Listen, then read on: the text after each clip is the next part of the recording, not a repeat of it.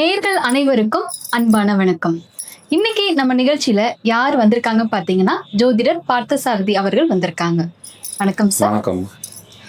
Sir, இந்த வருஷம் பாத்தீங்கன்னா இப்ப சனி பெயர்ச்சி அப்படின்றது யாருக்கு டாப்ல இருக்குன்னு சொல்லலாம். எந்த ராசிக்காரங்க டாப்ல இருக்காங்க?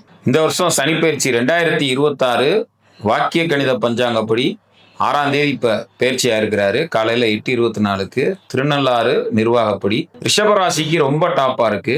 அடுத்து மகர ராசி, அப்புறம் துலா ராசி, இந்த 3 ராசிக்காரவங்களுக்கும் சனி பயிற்சி டாப்பா இருக்குமா.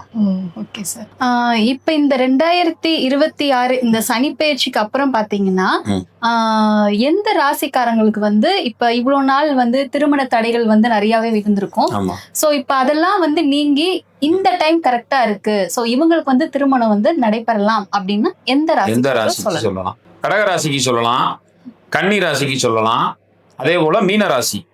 இந்த 3 ராசி, இதுல மிக முக்கியமா கடகம் மற்றும் மீன ராசிக்கு இந்த வருஷம் திருமண பாக்கியங்கள் கைகூடி வருமா. அதே போல குழந்தை இல்லாம இருப்பாங்க இல்லையா, அவங்களுக்கு எல்லாம் பாத்தீங்கன்னா இந்த மீன ராசிக்காரவங்களுக்கு குழந்தை பிறக்கும். கடகராசிக்காரவங்க குழந்தை இல்லாம இருக்கிறவங்களுக்கும் குழந்தை பிறக்கிறதுக்கான ஒரு நல்ல சாத்தியங்களும்.